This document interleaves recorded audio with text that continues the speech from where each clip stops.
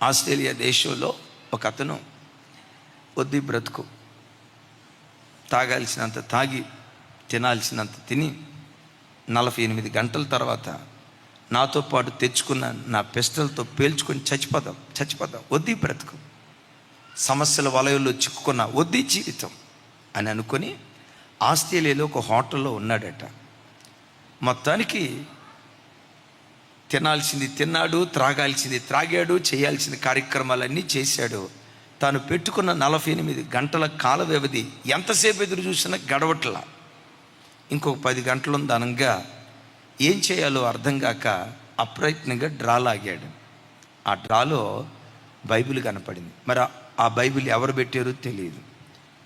Bible open చేశాడు. యోహాను సువార్త చివరి అధ్యాయాలు చదివాడు.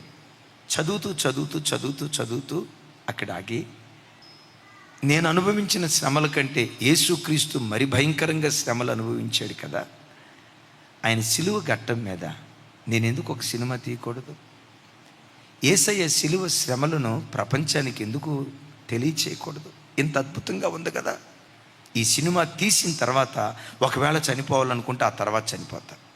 ఆయన శ్రమలు ప్రపంచానికి తెలిసేటట్లుగా, అద్దం పట్టేటట్లుగా ఓ చక్కటి సినిమా తీయాలి అని చనిపోవాలని అనుకున్న వ్యక్తి బైబిల్ చదివిన తర్వాత తన మనసు మార్చుకున్నాడు. బయటకు వచ్చాడు, ఒక సినిమా తీశాడు. ప్రపంచ దేశాలను కన్నీటితో నింపిన సినిమా. అంతవరకు ప్రభువును ద్వేషించిన అన్యులు సహా యేసుక్రీస్తును హత్తుకునేటట్లుగా చేసిన ఒక అద్భుతమైన సినిమా, అదే ప్యాషన్ ఆఫ్ క్రైస్ట్ అని అంటారు కదా. ఆ ప్యాషన్ ఆఫ్ క్రైస్ట్ సినిమా తీస్తే ప్రపంచ దేశాల్లో ఏ సినిమా ఆడనంతగా అది ఆడి కోట్ల మంది ప్రజలు ప్రభు తట్టు తిరిగారట. కోట్ల మంది ప్రజలు. అద్భుతం.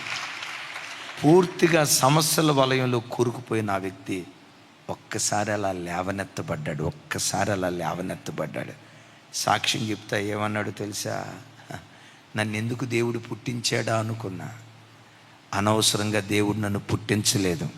నా మీద ఒక బృహత్తరమైన ప్రణాళిక కలిగి కోట్ల కొలది హృదయాలను ప్రభు తట్టు త్రిప్పటానికి నా దేవుడు నన్ను పుట్టించాడు. ఒకప్పుడు ఏమన్నాడు తెలుసా? నాలాంటి వాడు ఎందుకు పుట్టాడు? నాలాంటి వాడిని దేవుడు ఎందుకు పుట్టించాడు? చాలా బ్రతుకు దౌర్భాగ్యం అనుకున్నాడు. ఇప్పుడేమంటాడో తెలుసా? ఆయన సాక్ష్యం అడిగితే, ఆహా నేను ఎంత ధన్యజీవిని, ఆహా నా జీవితం ఎంత భాగ్యం.